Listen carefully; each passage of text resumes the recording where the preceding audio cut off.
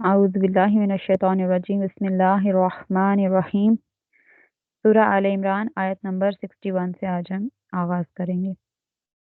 फमन बस जो हाज्जाका आपसे झगड़े फीही इसमें मिन बादी इसके बाद मा जाअका के आ गया मिनल इल्मी इल्म में से जो आपसे इस बारे में झगड़े इसके बाद के जबकि पास इल्म आ गया जबकि आपके पास इल्म आ गया फ़कुल तो बस कह दीजिए तआलाओ तुम आओ नदउ हम बुलाएं अबनाअना अपने बेटे व अबनाअकुम और तुम्हारे बेटे व निसाअना और अपनी औरतें व निसाअकुम और तुम्हारी औरतें व अनफुसना और हम खुद यानी अपने नफ्स व अनफुसकुम और तुम खुद यानी तुम अपने नफ्स सुम्मा फिर नबतहिल हम इल्तजा करें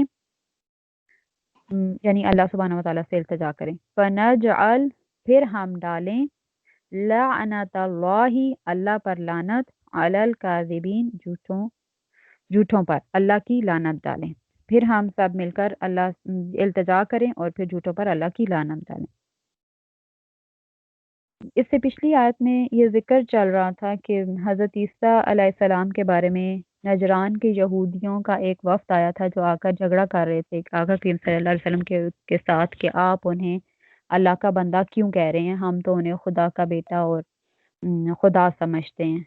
तो उस बात पे जब ये अल्लाह सुब्हानहू व तआला की तरफ से वही नाज़िल हुई कि हज़रत ईसा की उन्होंने पूछा था कि कोई इंसान जो है वो बगैर बाप के पैदा हो सकता है, कोई मिसाल है? तो फिर अल्लाह की तरफ से वही नाज़िल हुई थी कि हज़रत आदम अलैहिस्सलाम की मिसाल जो हज़रत ईसा की मिसाल हज़रत आदम अलैहिस्सलाम जैसी है।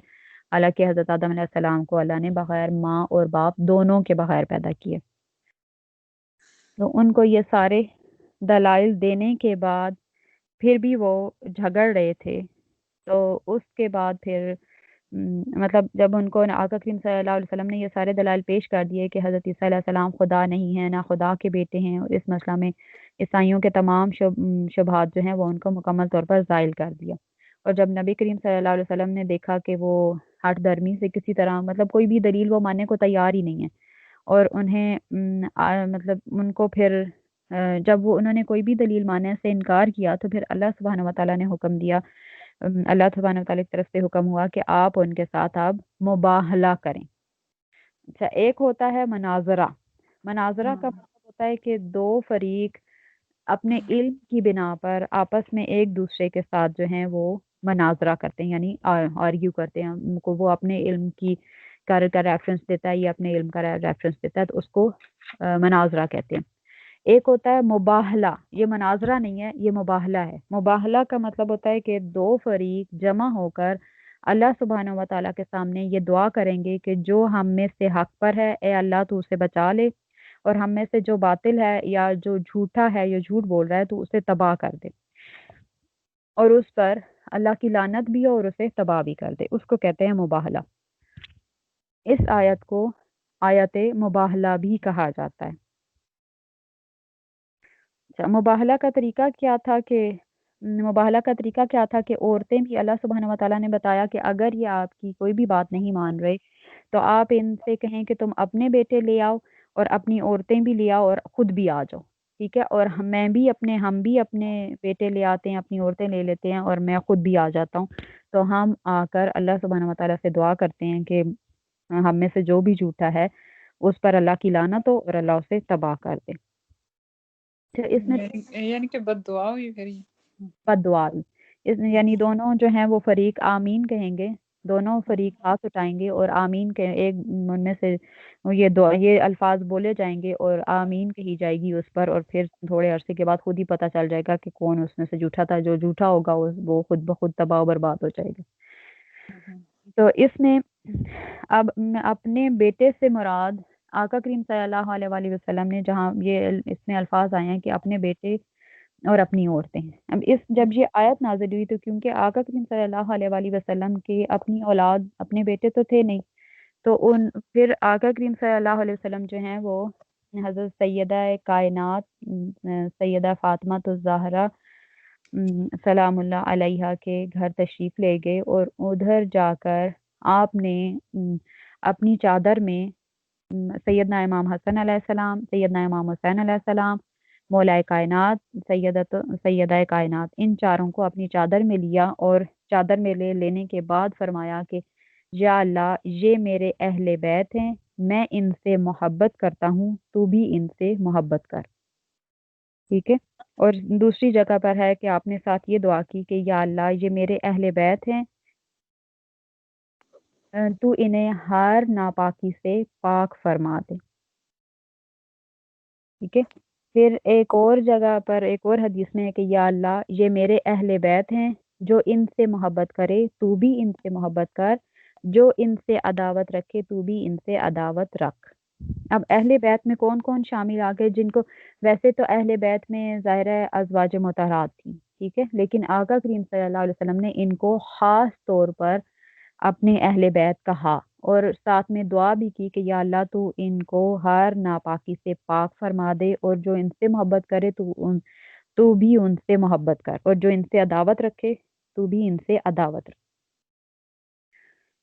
फिर एक और हदीस में है कि जिसने इनसे मोहब्बत की उसने मुझसे मोहब्बत की, और जिसने मुझसे मोहब्बत की उसने अल्लाह से मोहब्बत की, और जिसने इनसे अदावत की उसने मुझसे अदावत की, जिसने मुझसे अदावत की उसने अल्लाह से अदावत की।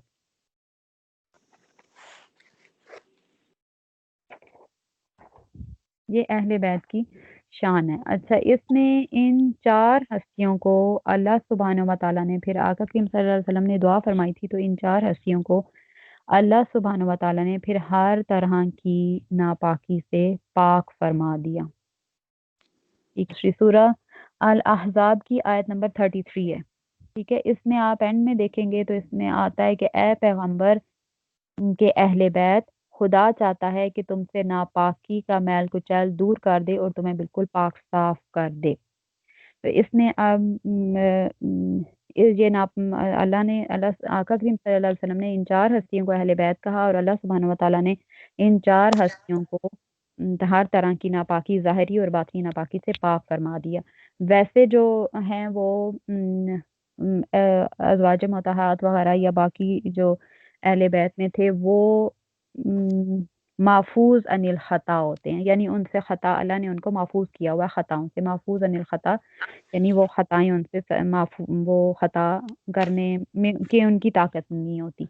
और ये जो हैं ये हस्तियां, इनको मासूम अनिल खता, वैसे मासूम अनिल खता जो हैं वो सिर्फ अंबिया ही होते हैं, लेकिन ये चार हस्तियां भी मासूम अनिल खता ही हैं। मुफस्सरीन ने इसकी यही तफसीर की है। और फिर आका करीम सल्लल्लाहु अलैहि वसल्लम ने ये चार हस्तियां जो हैं वो मासूम अनिल खताएं, अब इनको थोड़ा सा देख लेते हैं कि कैसे।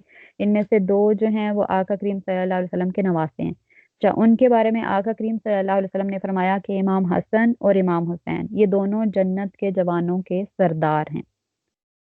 एक और जगह पर फरमाया कि हुसैन मुझसे है और मैं हुसैन से हूँ, हसन मुझसे है और मैं हसन से हूँ। ठीक है। इन दोनों शहजादों के बारे में कहा जाता है कि ये दोनों हस्तियां आका करीम सल्लल्लाहु अलैहि वसल्लम की ज़ात के मज़ाहिर हैं, यानी इन दोनों में आका करीम सल्लल्लाहु अलैहि वसल्लम की मुशाहबत पाई जाती थी। दोनों देखने में आका करीम सल्लल्लाहु अलैहि वसल्लम से थोड़े थोड़े मिलते थे। फिर इसमें तीसरी हस्ती है मौलाए कायनात। मौलाए कायनात ये हो गए बेटे, ठीक है, ये दोनों हो गए बेटे के, जिसमें कहा गया कि तुम अपने बेटे बुला कर लाओ। ये दोनों बेटे हो गए। फिर आगे है कि अपनी औरतों को बुला कर लाओ। अब औरतों में आ गई सैयदा कायनात। सैयदा कायनात के बारे में है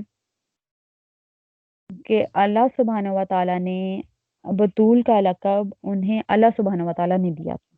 और बतूल का माना होता है कि हर ज़ाहिरी बातनी नापाकी से पाक। तो मुफस्सरीन लिखते हैं कि आप सलामुल्लाह अलैहि जो हैं वो हैज़ व नफास की नापाकी से भी पाक थी।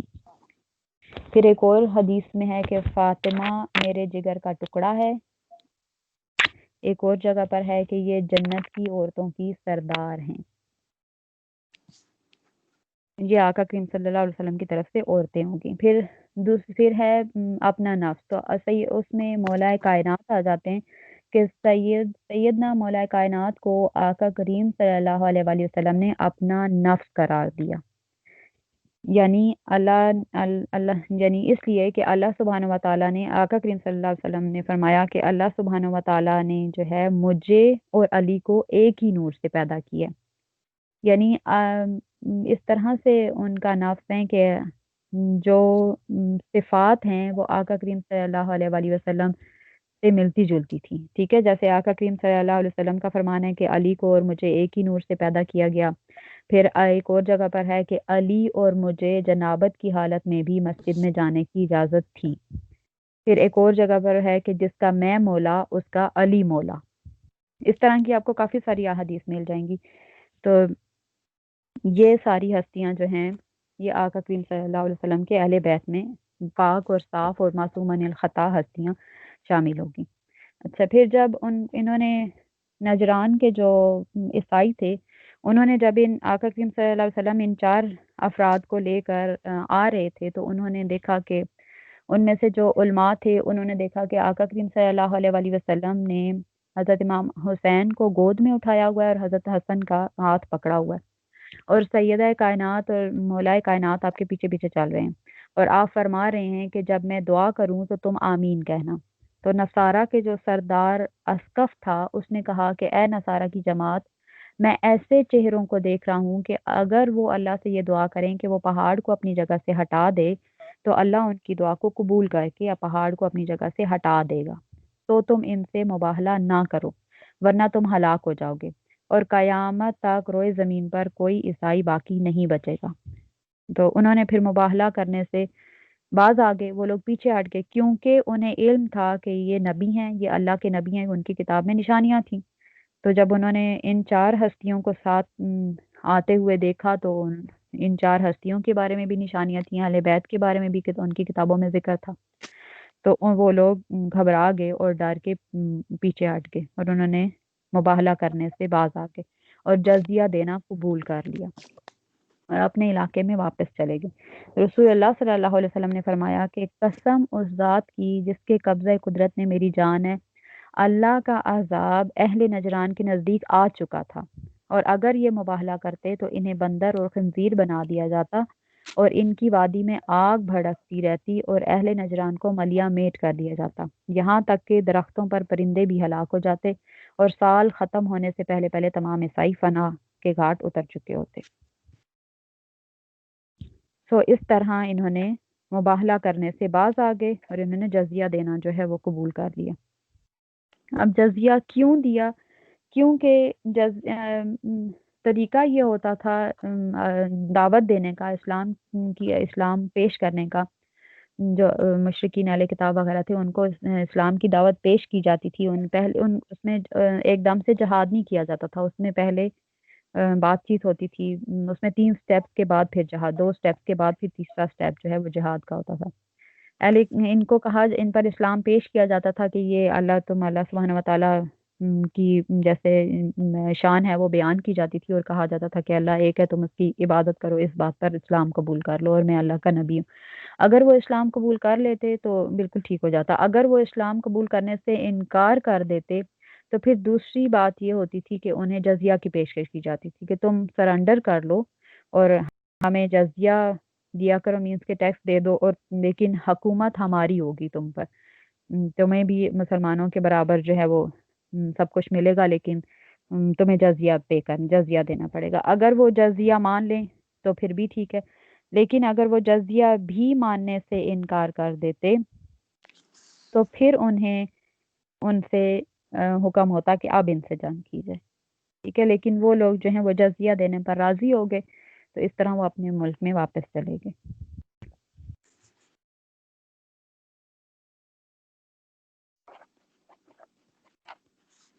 اگلی آیت میں ہے کہ ان ہادہ، بے شک یہ، لاہوا یہی، القصص بیان ہے یا قصہ ہے، الحق سچا، بے شک یہی سچا قصہ ہے یا سچا بیان ہے، وما اور نہیں، من الہ کوئی معبود الا اللہ سوائے اللہ کے، وان اللہ اور بے شک اللہ، لاہوا وہی، العزیز غالب، الحکیم اور حکمت والا ہے، بے شک اللہ ہی غالب اور حکمت والا ہے۔ یہ جو پیچھے ساری سٹوری نجران کی ہوئی ہے، اللہ سبحانہ و تعالیٰ فرما رہے کہ آپ انہیں بتا دیں کہ یہ بے شک یہ سچا قصہ ہے اور اللہ کے سوا کوئی معبود نہیں، بے شک اللہ ہی غالب اور حکمت والا ہے۔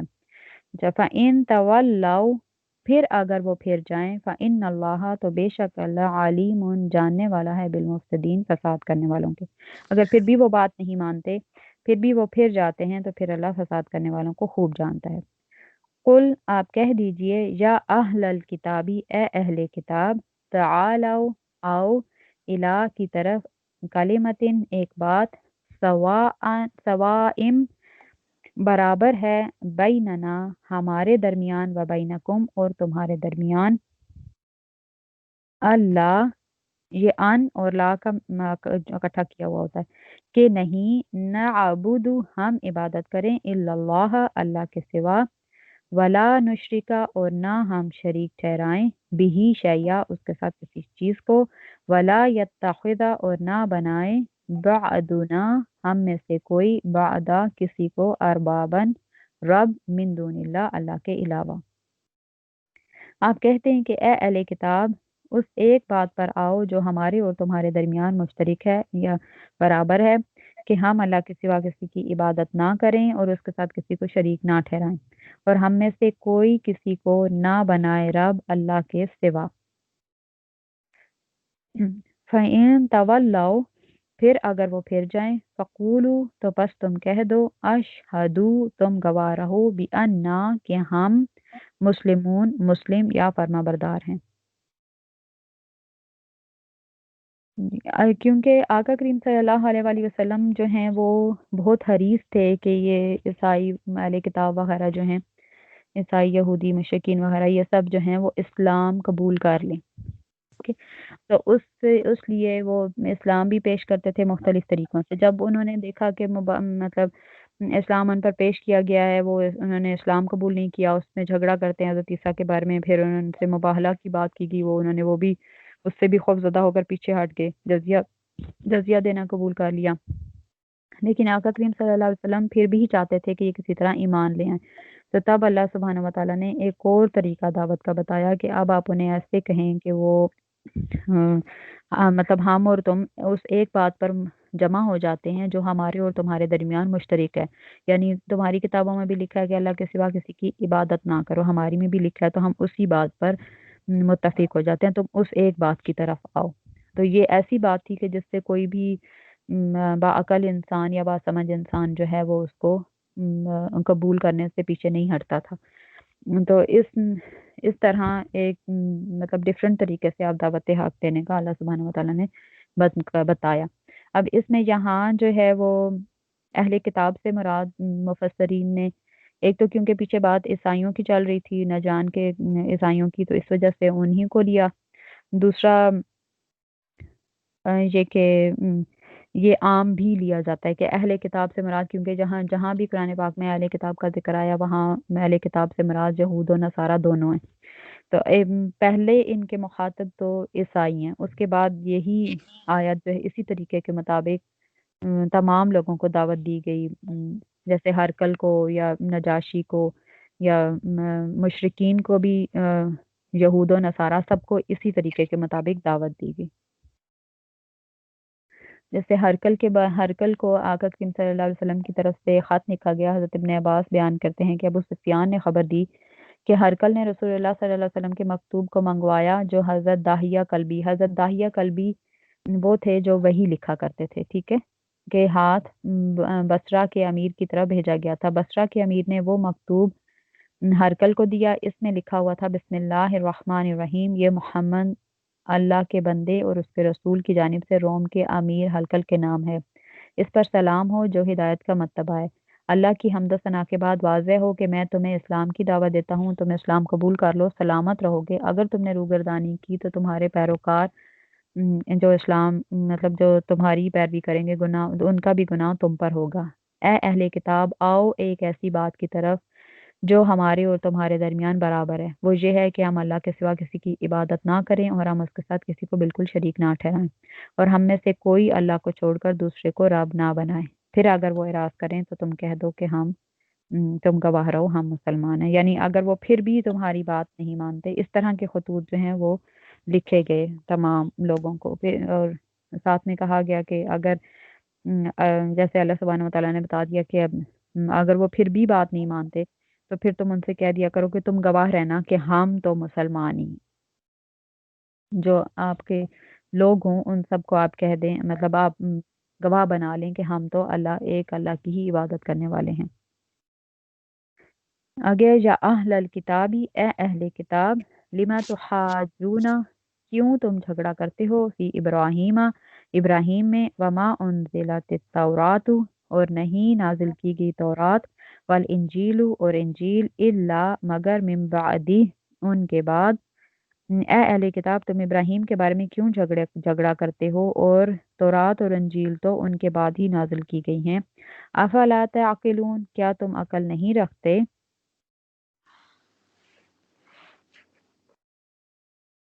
اب یہاں پہ اہل کتاب جو ہیں وہ حضرت ابراہیم علیہ السلام کے بارے میں جھگڑا کیا کرتے تھے۔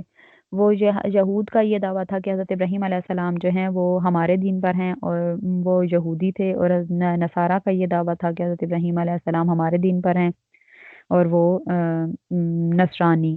تو اس کے جواب میں اللہ سبحانہ وتعالیٰ نے فرمایا کہ تم اس بارے میں کیوں جھگڑا کرتے ہو، جبکہ حضرت ابراہیم علیہ السلام تو مطلب اتنے عرصہ پہلے پیدا ہوئے تھے، اور ان کی موسیٰ علیہ السلام ان کی پیدائش کے کتنے 100 سال کے بعد جو ہیں وہ پیدا ہوئے، پھر حضرت عیسیٰ ان کے بھی کتنے 1000 سال بعد پیدا ہوئے۔ مطلب مختلف تفاسیر میں ہو سکتا ہے مختلف الفاظ ملیں، لیکن جو میرے پاس ہے تبیان القرآن، اس میں لکھا ہوا ہے کہ حضرت ابراہیم علیہ السلام اور حضرت موسیٰ علیہ السلام کے درمیان 700 سال کا عرصہ ہے، اور حضرت موسیٰ علیہ السلام اور حضرت عیسیٰ علیہ السلام کے درمیان 1000 سال کا عرصہ ہے، یعنی حضرت ابراہیم اور حضرت عیسیٰ کے درمیان تقریباً 1700 سال کا عرصہ ہے، اور وہ کہتے تھے کہ یہ حضرت ابراہیم علیہ السلام عیسائی ہیں۔ تو اس پہ اللہ سبحانہ وتعالیٰ فرما رہے کہ تم اس بارے میں کیوں جھگڑا کرتے ہو، جبکہ یہ تو تورات اور انجیل تو ان کے کتنا عرصہ بعد نازل کی گئی۔ کیا تمہیں عقل نہیں ہے؟ کیا تم یہ سمجھتے نہیں ہو کہ تورات اور انجیل تو اس ٹائم تھی ہی نہیں، اور تم یہود و نصارہ تو تم لوگ خود ہی بن گئے ہو۔ ہاں تم ہاؤلاہ وہی لوگو، ہا جج تم نے جھگڑا کیا، فی ما اس میں، لکم تمہیں، بھی اس کا علم ہے، ہاں تم ہی وہ لوگ ہو کہ تم نے اس بارے میں جھگڑا کیا جس کا تمہیں علم تھا۔ فلیما اب کیوں، تحاجونا تم جھگڑتے ہو، فی ما اس میں، لیسا نہیں ہے، لکم تمہیں، بھی علم جس کا علم۔ اب تم اس بارے میں کیوں جھگڑا کرتے ہو جس کا تمہیں علم ہی نہیں ہے، یعنی واللہ اور اللہ یعلم جانتا ہے، وانتم اور تم لا تعلمون تم نہیں جانتے۔ تم ہی وہ، یعنی یہود و نصارہ، تم ہی انہیں مخاطب کیا جا رہا کہ تم ہی وہ لوگ ہو جو اب تک اس بارے میں جھگڑا کرتے رہے ہو جو جس کا تمہیں علم تھا، یعنی آقا کریم صلی اللہ علیہ وسلم کی نبوت کی نشانیاں ان کی کتاب میں موجود تھیں، حضرت عیسیٰ علیہ السلام کی بھی مطلب جو وہ غلط ان کو اللہ کا بیٹا کہتے تھے اس بارے میں جھگڑا کرنا، یا پرانی جو جن باتوں کا تمہیں علم تھا اب تک تم ان پہ جھگڑا کرتے رہے ہو، تو اب اس بارے میں کیوں جھگڑا کر رہے ہو جس کا تمہیں علم ہی نہیں ہے، نہ تم حضرت ابراہیم کے زمانے میں تھے، نہ تمہیں نہ تم نے ان کو دیکھا ہوا، تمہیں ان کا علم ہی نہیں ہے، تو تم اس بارے میں کیوں جھگڑا کرتے ہو؟ اللہ زیادہ جانتا ہے اور تم نہیں جانتے۔ ما کان ابراہیم، اور نہ تھے ابراہیم، یہودی، ولا نصرانیہ، اور نہ نصرانی، ولیکن اور لیکن کانا تھے، حنیفاً ایک رخ، یعنی ایک اللہ کی عبادت کرنے والے، مسلمن فرما بردار، یعنی اللہ کے فرما بردار۔ ابراہیم نہ یہودی تھے نہ نصرانی، بلکہ وہ حنیف مسلم تھے، یعنی ایک اللہ کی عبادت کرنے والے اللہ کے فرما بردار تھے۔ وما کانا اور نہ تھے، من المشرکین مشرکوں میں سے، یعنی حضرت ابراہیم علیہ السلام وہ جو جھگڑ رہے تھے کہ حضرت ابراہیم علیہ السلام یہودی یا نصارہ ہیں، اس کے جواب میں اللہ سبحانہ وتعالیٰ نے بتا دیا کہ وہ نہ تو یہودی تھے نہ ہی نصارہ تھے، وہ تو مسلمان تھے۔ اس کا ذکر جو ہے ہم پیچھے سورہ البقرہ کی آیت میں بھی پڑھ چکے ہیں، 128 ہے آئی تھنک، کہ اے ہمارے رب، ہم دونوں کو اپنے لیے مسلمان رکھ اور ہماری اولاد میں سے ایک امت کو مسلمان رکھ. جب یہ خانہ کا تعمیر کعبہ کا واقعہ ہو رہا تھا اس ٹائم، تعمیر کعبہ ہو رہا تھا اس ٹائم. ایک دوسری آیت ہے سورہ الحج کی آیت نمبر، یہ میں نے گروپ میں شیئر کی ہے.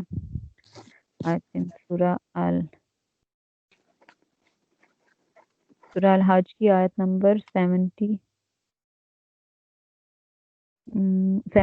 ہے. اس میں آپ پڑھیں گے تو پتہ چل جائے گا کہ اللہ سبحانہ وتعالیٰ نے صاف بتا دیا کہ حضرت ابراہیم علیہ السلام یا پہلے انبیاء کا دین کیا تھا. اور خدا کی راہ میں جہاد کرو، جیسا جہاد کرنے کا حق ہے. اس نے تم کو برگزیدہ کیا اور تم پر دین کی کسی بات میں تنگی نہیں کی، اور تمہارے لیے تمہارے باپ ابراہیم علیہ السلام کا دین پسند کیا. اس نے پہلے یعنی پہلی کتابوں میں تمہارا نام مسلمان رکھا تھا، اور اس کتاب میں بھی تمہارا نام مسلمان ہی ہے، مطلب تاکہ پیغمبر تمہارے بارے میں شاہد ہوں. آگے وہ ساری آگے کہ حضرت ابراہیم علیہ السلام یعنی ہم اپنے آپ کو دین حنیفی، ہم ان کے ہی دین پر ہیں. ہم کیسے ان کے دین پر ہیں؟ کیونکہ ہم بھی ایک اللہ کی عبادت کرتے ہیں، اور آقا کریم صلی اللہ علیہ وسلم انہی کی اولاد میں سے ہیں. اور آقا کریم صلی اللہ علیہ وسلم کی شریعت میں بہت ساری باتیں حضرت ابراہیم علیہ السلام کی فالو کی جاتی ہیں. جیسے حج کا پورا معاملہ دیکھ لیں، پورا حج ہی تقریباً حضرت ابراہیم علیہ السلام کی سنت ہے. یہاں پہ آج کا ہمارا ٹاپک کمپلیٹ ہوا ہے.